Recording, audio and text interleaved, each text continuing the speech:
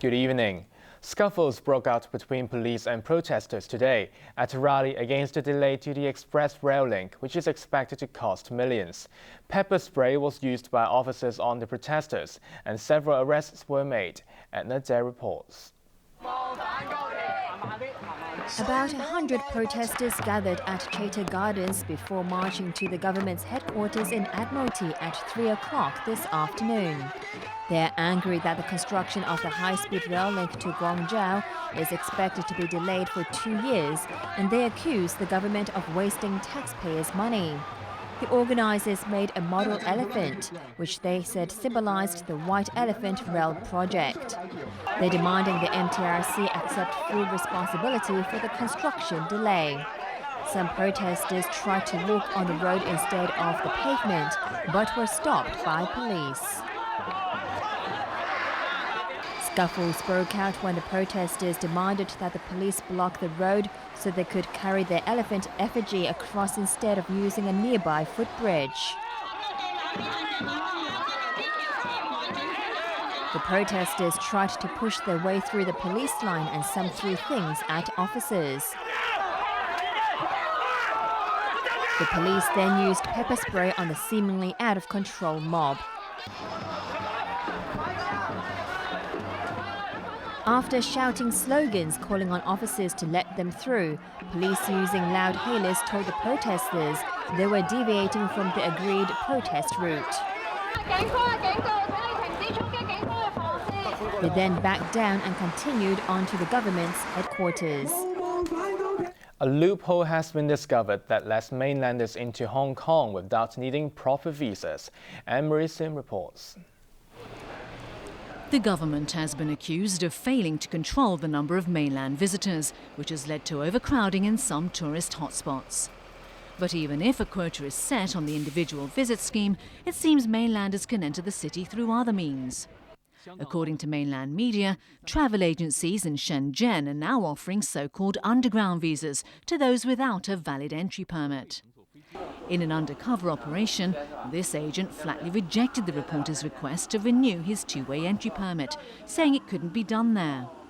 Instead, the man offered a bogus flight ticket which, coupled with a visa, allows the reporter to enter and stay in Hong Kong for a maximum of 7 days. The service costs 100 yuan.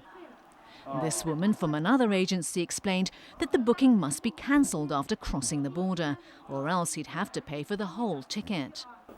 Another agent even told the reporter to act natural when crossing the border, but added that the chances of being caught are slim. The scheme exploits an immigration loophole, which lets mainlanders flying overseas from Hong Kong enter the city on a stopover basis. Legal experts have warned that travel agencies engaging in this practice can be fined 50,000 yuan, while travellers will be blacklisted. But it seems the penalty hasn't deterred anyone. As the practice has become so popular, it has now spread to Zhuhai, where mainlanders enter Macau from. This woman at a local agency explained how to get past immigration by applying for an electronic visa to African countries. This employee from another agency even showed the reporter the passport of a customer with all the previous entry records. Figures were not given in the report, but there are concerns the scheme will put a further strain on the capacity of tourism hubs in southern China. A health official has warned of more imported cases of a potentially fatal respiratory illness, which has infected more than 300 people in several countries. Here's Edna Dare. Cases of the potentially deadly Middle East respiratory syndrome or MERS are surging, with over 300 reported, more than a third of them fatal. Adding to the scare, there have been a significant number of infections involving healthcare workers in Saudi Arabia. Hospital Authority Chief Executive Lam Pak-yin said today he is very concerned about the sudden surge after more than 200 cases were confirmed in April, compared with the monthly average of around 15 cases. We can see that there is an increased risk of having the spread of the disease worldwide, especially Hong Kong as an international city. There could be a possibility that we're going to have imported case. So in this connection, we're going to discuss whether we are going to have enhanced measures in next year.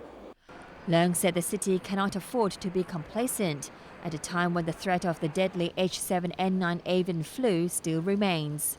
On a separate issue, Yeung said an investigation panel of experts and external representatives has been set up by the authority to investigate the blunder at the Caritas Medical Center. This comes after the death of a 59-year-old man from acute coronary syndrome and shock after Caritas Medical Center forgot to include an anti-clotting agent in his follow-up treatment. The patient had a stent insertion at Grantham Hospital in February and was sent to Caritas for follow-up checks. Sometimes one clinic, when you communicate with other doctors of other specialty, there may be miscommunication. So whether we can improve the system in terms of communication, in terms of patient care, that is something that we need to look into the system issue. Of course, whether there is a training issue or awareness issue or not, it depends on the outcome of the investigation.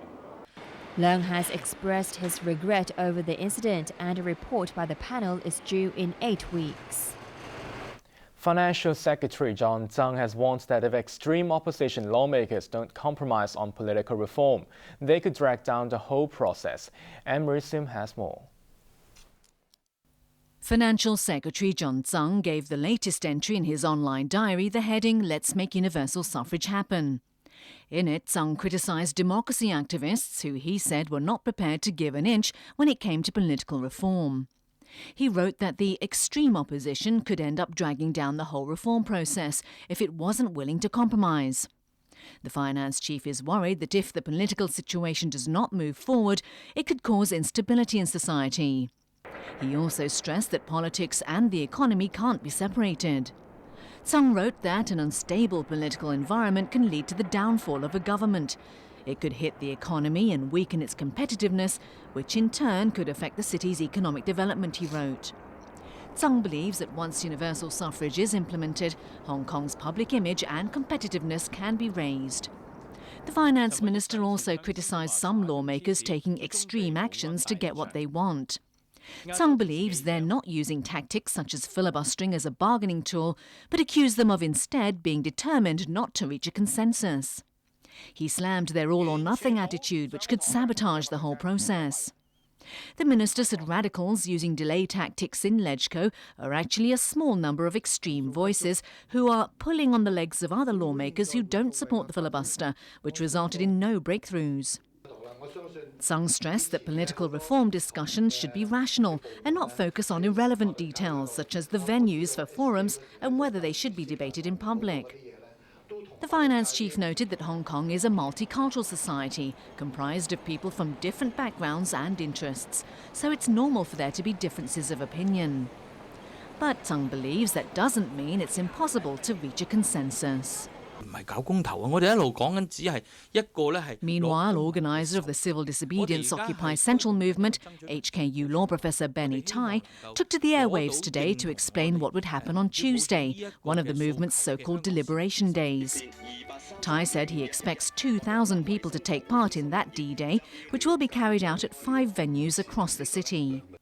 He said experts and academics will be at the voting areas to help those taking part. Participants will choose from 15 political reform proposals for the 2017 chief executive election, which they have to whittle down to 3. Those final 3 proposals will then be put to a referendum on the 22nd of June, and the final proposal left standing will be the one the group submits to the government for consideration. In Thai's last referendum, less than 2% of registered voters bothered to take part. HKU pollsters will release the results of the vote on Tuesday night at 10 o'clock. Thai today rejected accusations that Tuesday's event was a small circle poll. He insisted it was simply a deliberative process for citizens to indicate their stance directly on the pros and cons of proposals from people holding different viewpoints. Thai reiterated what he said earlier this week, which is that the civil disobedience protest would not be fully launched on the 1st of July. That's because the SAR government needs time to collate the information from the first round of public consultations, which ended yesterday. It then needs to submit the results to Beijing and wait for feedback. Once it receives Beijing's input, the administration would then have to digest that information and put it out to the Hong Kong public. Thai estimates that this whole process would take a good 6 months, and only then would the movement know whether to launch their occupation of the business district. Overseas, Afghanistan held a day of mourning for the 2,100 people dead or missing after a devastating landslide. Arthur Urquiola reports. The hunt for survivors following the massive landslide in Afghanistan's northeast Badakhshan province has been abandoned, which also means serious efforts to recover more bodies have also been called off. The provincial government says there's no hope of finding anyone else alive, and today was declared a day of mourning. Recovery is progressing slowly, with only a few hundred bodies found so far. This man said many people who had relatives in the village rushed to try and save them, but have not been able to find their loved ones. But a lucky few were saved. The head of a regional health clinic said a young boy was found under the rubble and is now being treated for head injuries. The country's disaster management department has been interviewing families, identifying hundreds still trapped under the rubble who are presumed dead. Friday is the day of rest in Afghanistan, so most people in the Argo district village will have been in their homes and probably crushed to death with nowhere to go as the landslide hit.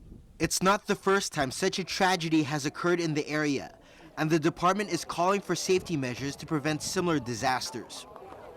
It says landslides are common in spring and summer because of the mountainous terrain. The department wants to build protective walls and migrate some of the settlements, but these measures haven't been taken due to a lack of funds.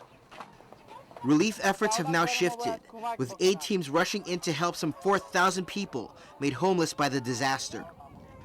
The European Union said it's closely following the situation and is ready to provide assistance. EU officials said they were deeply concerned and saddened by the disaster. Arthur Urquiola, ATV News. In other news, police on the mainland have arrested the contractor in charge of a bridge which collapsed yesterday, killing 11 people. Arthur Urquiola has more. The 16 people who survived a bridge collapse in Guangdong yesterday afternoon are now said to be in stable condition, although 2 are in intensive care.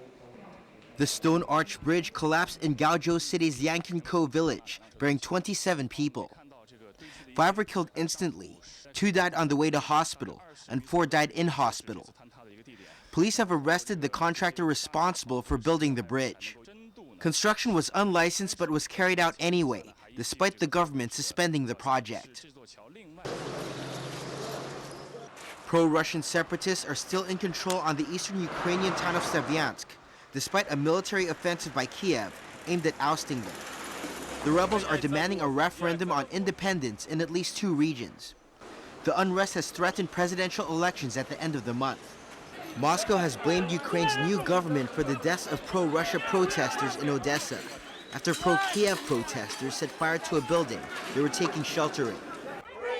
Dozens of people gathered in the U.S. capital, Washington, to draw attention to the kidnapping of 200 Nigerian schoolgirls.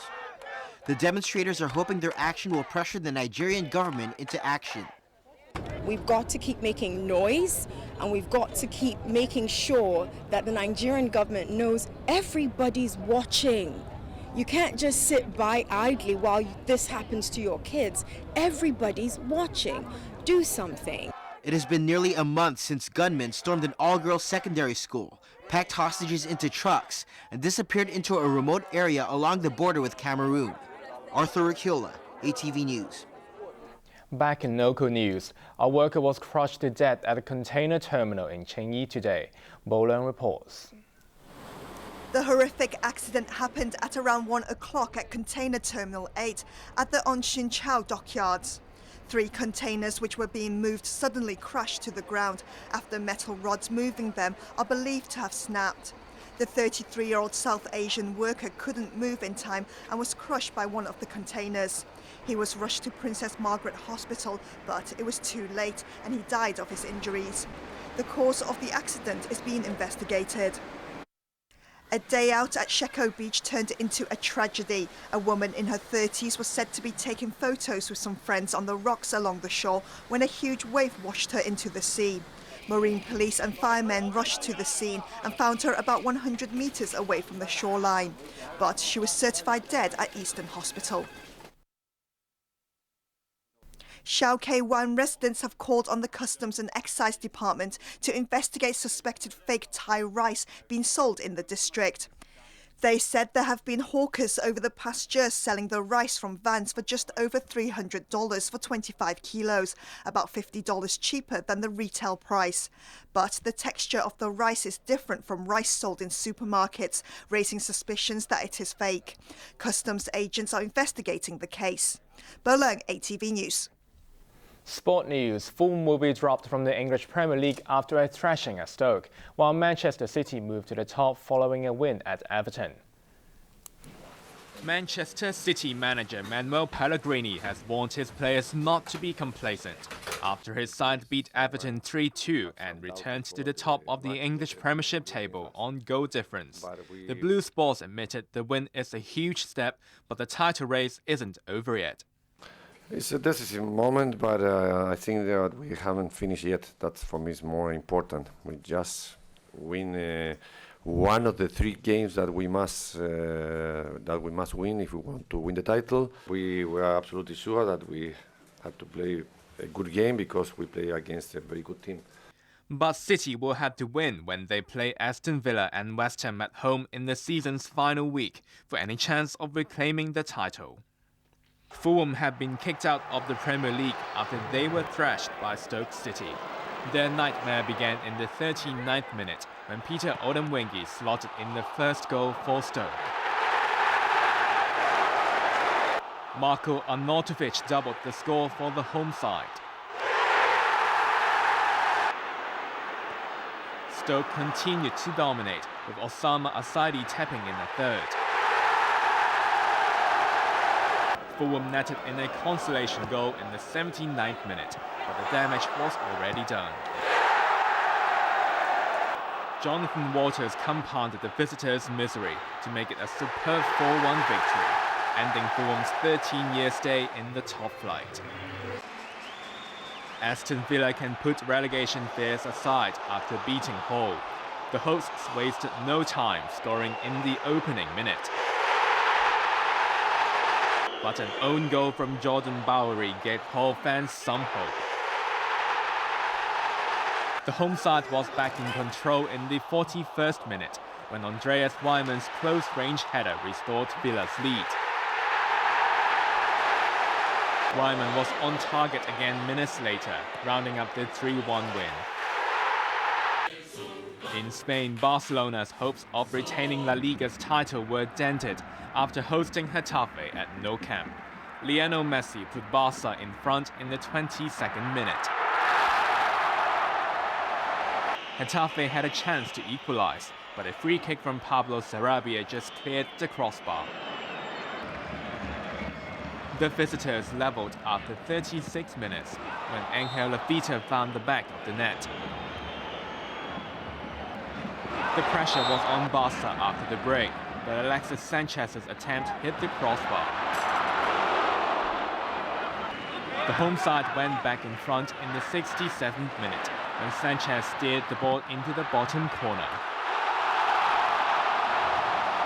But with seconds of injury time remaining, Lafita's header made it 2-2, extinguishing Barca's title hopes. And finally, the weather forecast for the next few days. Cloudy with showers and thunderstorms tomorrow. Temperatures will range from 21 to 24 degrees. Here's a look at the weather around the world.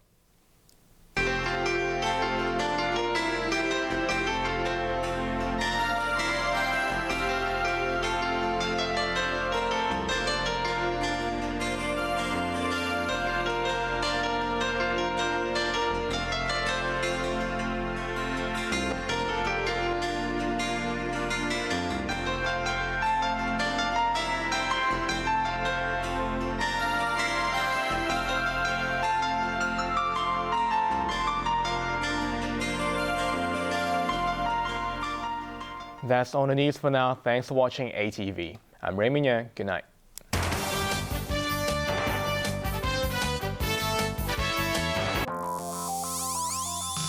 Coming up, news. Newsline.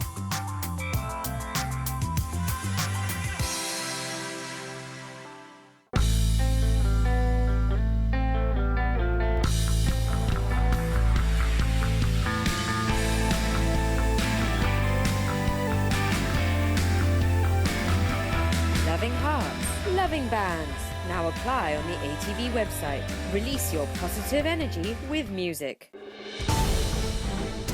Current events, controversial issues, in-depth accounts of the latest news and happenings that impact us all. Get to the heart of the matter. Get the Inside Story, Tuesday evening at 6:55. They can drive you nuts. From the most powerful roaring on Earth to the sexiest bodies you'll ever see. They're surely every man's dream.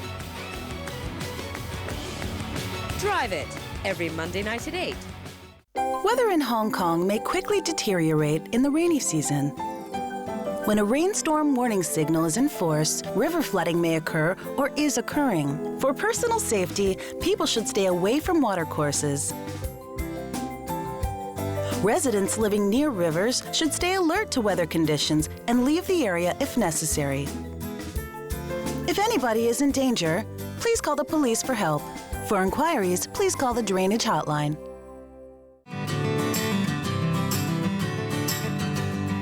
In Tanzania, Africa, there lives a lovely family of bat-eared foxes. See how their superb hearing helps find food and escape deadly neighbours.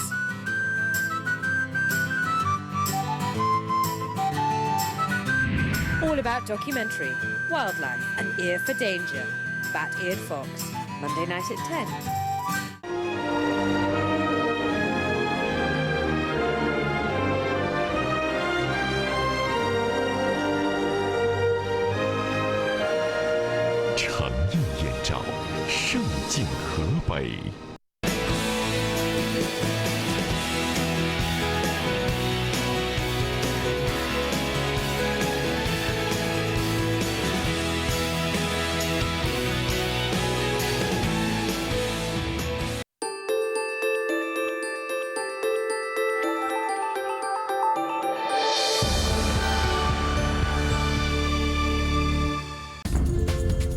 This programme only reflects the personal views of the programme hosts and/or the individual contributors.